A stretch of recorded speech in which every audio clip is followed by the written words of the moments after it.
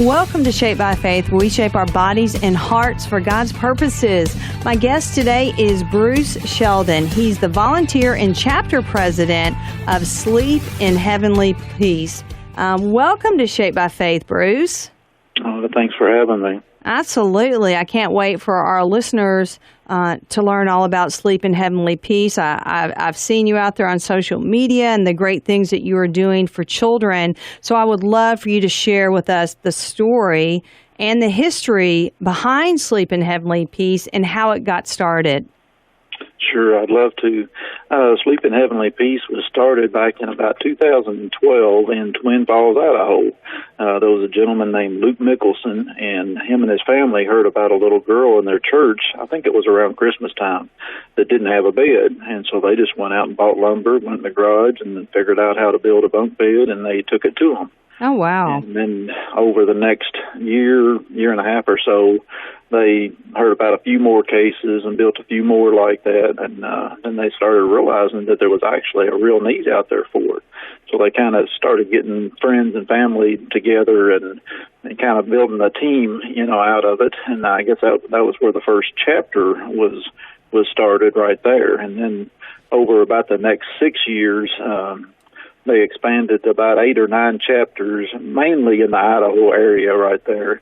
And in about 2018, early, he got on one of the talk shows, Good Morning America. A couple of them heard about him and got him on there and started telling his story, and it just really took off. And now we're up to roughly 250 chapters nationwide and in 2 or 3 different countries now. Oh, wow. So it's really taken off, and then to the point that it's they're kind of having to back off a little bit on the training just to keep everybody up to pace. It's moving so quick. But I heard about it the fall of 18, I guess. 19. I'm trying to get my years right here. The fall of 19. I was on the internet late at night, and everybody asked me how I found out about it and what, and I really feel like I was just led to that site. That's what I felt like when I found it. They asked me when I went for training in Idaho how I learned about it, and I said I don't know. I said I can't even tell you how I got to your site, but when I did, it was just like I was drawn into it. It was just like this is something I have to do. And I wasn't a carpenter, nothing like that. I really didn't have any carpenter background skills. I could make little stuff, but nothing as far as carpenter training. But it's just something I felt like I had to do. So I started studying up on it, figured out I had to put an application in, and that's when I finally went for training in, I think it was November of that year in Idaho for chapter president training. And it was really a vetting thing, too, to see if I was a good fit and let them get to know me and see if I could, they thought I was a good fit to do this. Right. So I guess I passed the test there, So, I'm amazed. God always leads us where he wants us to be, and he always opens up those doors. And, obviously God opened the door for Sleep in Heavenly Peace. They get to go on Good Morning America, and a lot of people get to hear about them. I wanted to ask, what kind of training is there? You're talking about training, so can you tell us about that? It was actually really intense. It was a Saturday morning from like 7 or 8 in the morning till really it went late at night. But it just covered all the financial stuff as far as donations and how to handle those and how to keep track of those. And actually took you through the build process. Each station when we have a build like that, it's kind of an assembly line process, and they kind of step you through it. It was really too much to take in all in one day. It was really, really intense. But just getting email addresses set up and bank accounts set up and just everything that we were going to need and kind of thrown at us, and then we got to come back home and kind of start taking it in and trying to figure out what we had just seen, and getting to know them too. So right. With the build process, you don't have to be a carpenter, is that correct? You can kind of get some training, or you can help out, or is that easy to do to put the bed together, or how does that work? Well, we can train anybody. I tell people when we post about a build that no experience necessary. We'll teach you everything you need to know, and we're not going to force anybody to do anything that they're uncomfortable with. You know, if it's maybe a younger person, we probably wouldn't want them on a chop saw or something dangerous. Right. But there's always sanding and staining and drilling, and there's several different stations. It's like I say, it's an assembly process. It starts out with sanding everything to get rid of splinters. You don't want any kids getting splinters off of them, and then it goes to a tap station to where we're actually marking the lumber for drilling, and then it'll go to a drilling station, and all the holes are drilled, and then it'll finally go to an assembly station where we make the headboards and footboards, and then another station that makes the sideboards that holds the slats, to put the bedding on. And then it'll go to a staining station that we've got a kind of, I didn't know anything about the woodwork part of it, so it was kind of unique to me, and I've heard other people say, yeah, I've kind of heard about that, but we actually take vinegar and put steel wool in it and let it sit there for several weeks, and it breaks that down, and it makes a real rusty stain, and when we dip it, it brings out I've read up on it, but it's the tannins in the wood that kind of turns that kind of a, you've seen the barn lumber, it kind of turns a grayish color, and it gives it a rustic look. And plus the vinegar helps out with anything like bed bugs or anything like that. It helps. So it's a whole process. And then at the very end, we will actually take the footboard, and we have a branding iron that we heat up and actually brand SHP for Sleep in Heavenly Peace into it to put our brand on it. And that's kind of a fun thing to do for the volunteers too. Oh, that's neat. Now, are these single beds? They can be single or bunk. We build them all as single beds, and then we can set them up as bunk beds. Either way, it's just according to what the need is for the family. How many volunteers are helping out, and how many are actually needed, to make a bed? We've had 3 builds, and we've had anywhere from, I think, 19 to pushing 30 show up.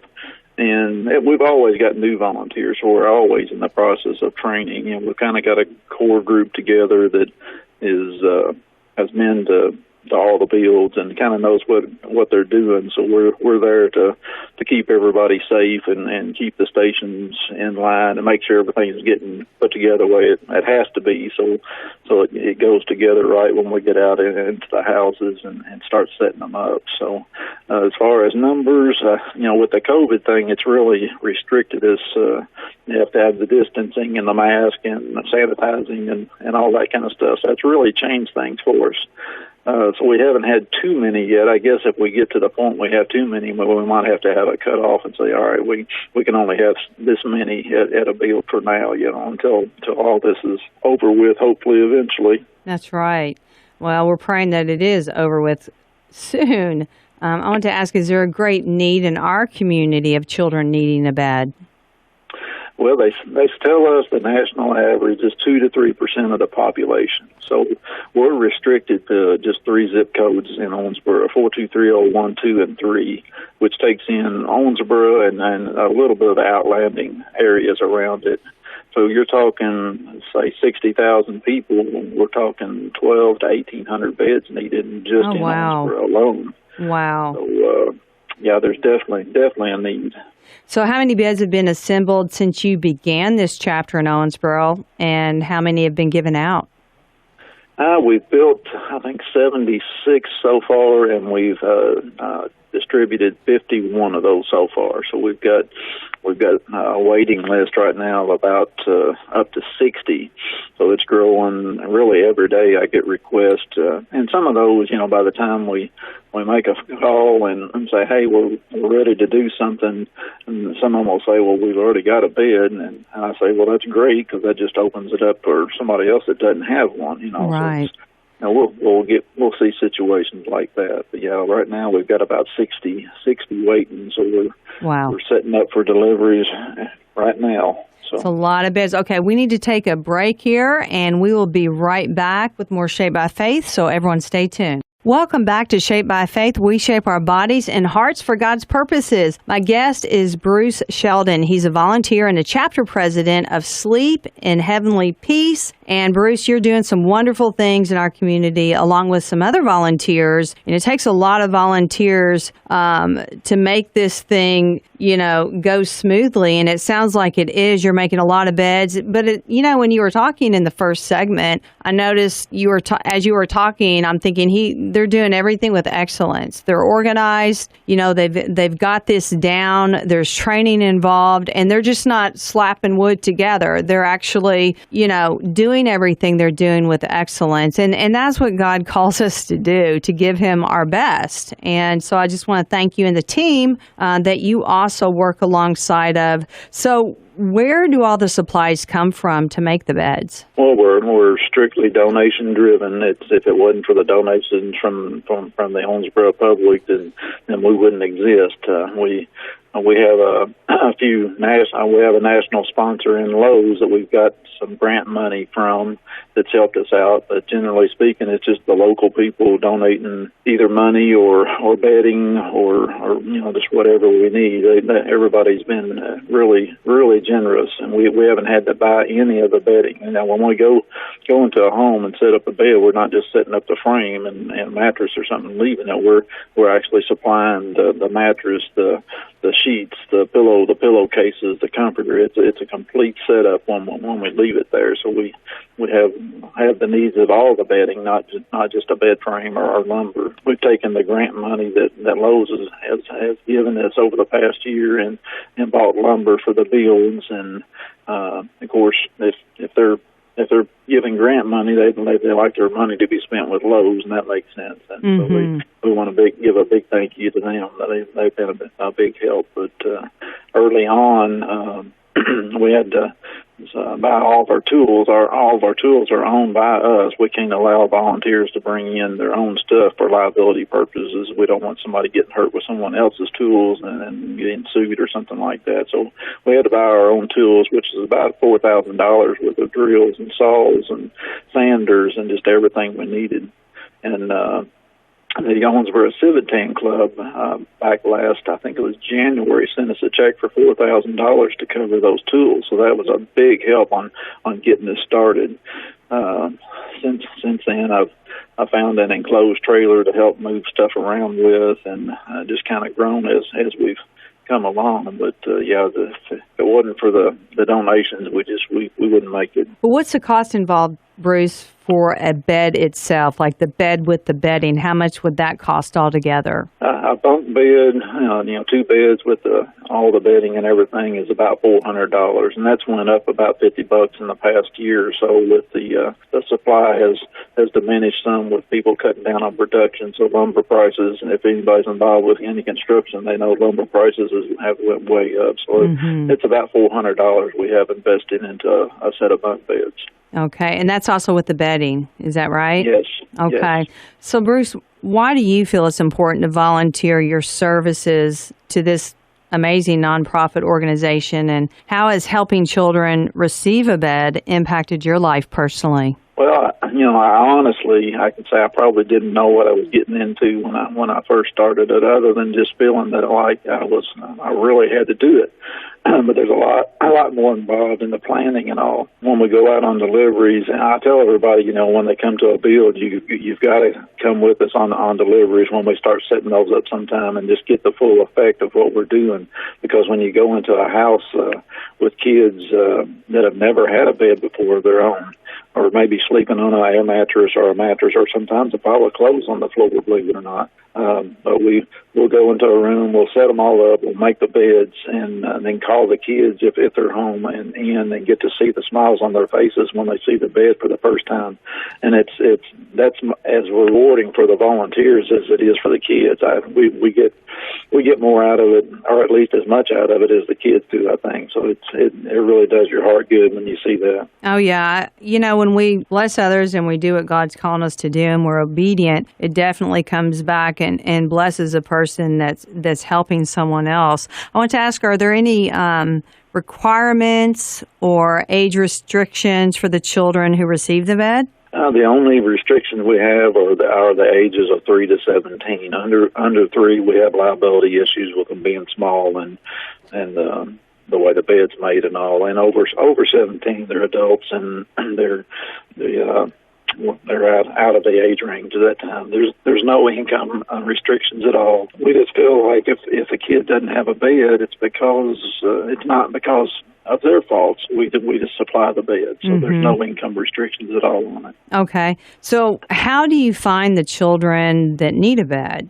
Well, there's an application process. They have to go to shpbeds.org and click on request a bed, and then they just fill out the application. And basically, they just can't already have a bed. We don't do upgrades as such. If you're just needing a little tweak here or there or something. If you've already got a bed, we don't want to take one away from someone that really doesn't have one at all. So that's the main requirement is that you don't have a bed and you're in need of a bed and you're in the Owensboro area, and then you go on the waiting list, and we'll step through the list as we start setting up deliveries, and we've got to really watch, and we ask a ton of questions as far as, has anybody been sick in your house in the past 2 weeks? Have you been with the COVID thing? Have you been in contact with anybody? And try to keep all the volunteers safe too, And we wear our mask and we do the sanitation with our hands, and we distance when we go into a home, and they'll usually stay in a different room and let us do our thing. Now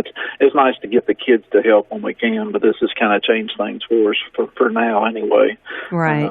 So we just kind of keep our distance and get it all set up, and then let them see what we've done. Bruce, I talked to some pretty amazing people like yourself about what they're doing in our community, and I don't know if you've heard of Bags of Love before.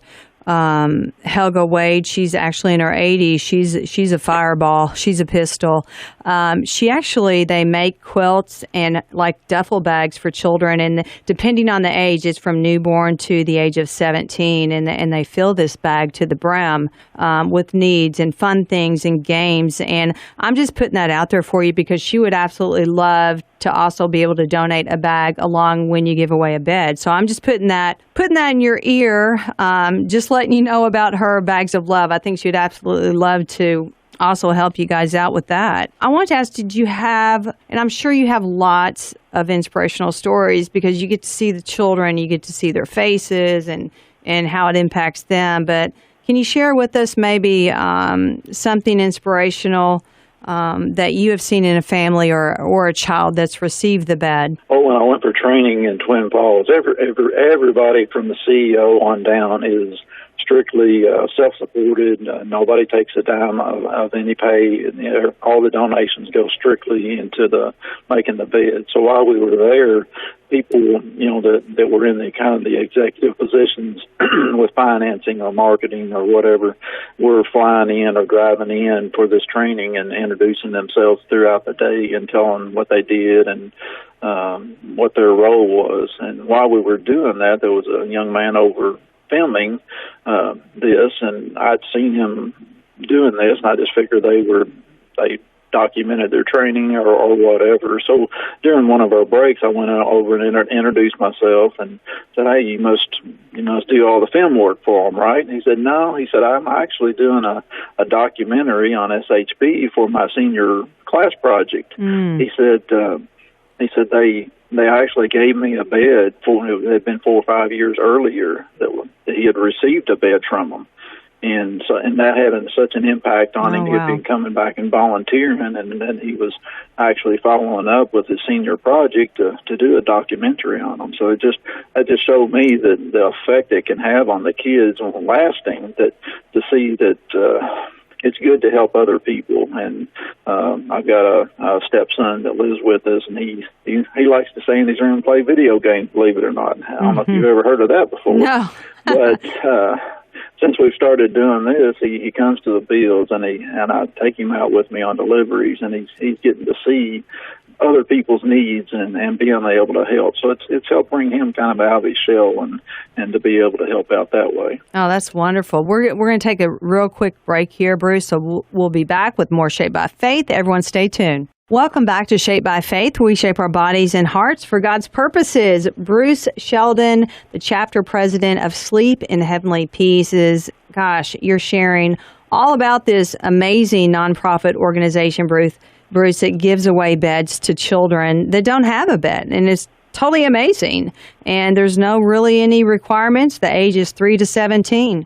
I want to ask, how do you weave your faith in God with everything that you do? I know you are, and within this organization. Yeah, we're not really, they don't consider us a faith-based ministry, but everybody that I've been involved with, that's the type of people that it attracts, I think, is the ones that do have faith.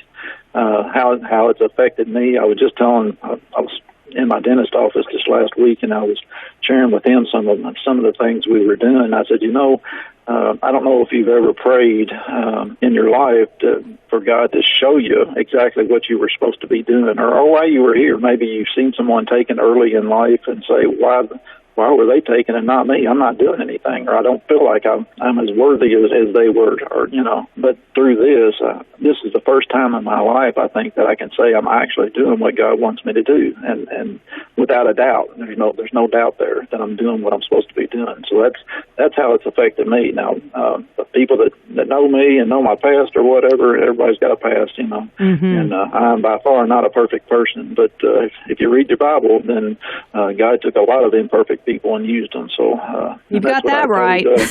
Luke Nicholson, we've built over 60,000 beds nationally, which seems like a ton, and it is. It's a lot of beds, but compared to the national need, that's about 1% of what we need. But I was telling him, just 60,000, and just think of all the lives that you've affected through all the volunteers and all the kids. I said, this is really amazing that he took you, one person, and expanded on that. So that's how it's affected me. And that's huge. And God takes the little things and He expands it as we keep our eyes on Him. Is there an age requirement for volunteers? And are you looking for volunteers? Oh, we're always accepting new volunteers. I just got a request yesterday that 10 young ladies from a local high school are going to join us, I think, on our next build. So, we're always prepared to bring in new people and train them, and we want it to expand like that. It would be nice to get to the point of say, I have to have a cutoff. I've got too many volunteers. So, and we probably will. It's really growing as the word gets out.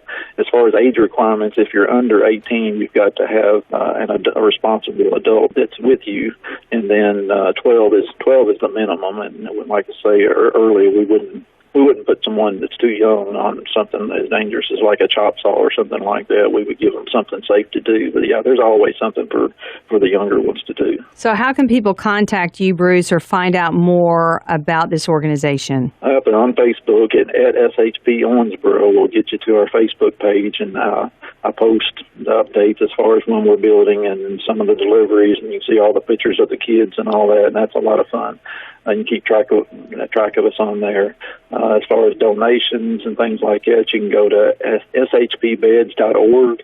There's a place to look up the chapter, and KY Owensboro is our chapter, and you can make donations, or you can email me through that if you're wanting to volunteer. And I get those quite often anymore. We've had some exposure through radio, like your show, and through the newspaper and things. So it's the word is getting out that we're out there and what we're doing. So it's definitely growing here in Owensboro. It is. And Bruce, I want to thank you so much for coming on Shaped by Faith and sharing your heart with us and talking about sleep and heavenly peace. So thank you for being a guest. And thank you for listening. I'm Theresa Rowe. Everyone have a blessed day.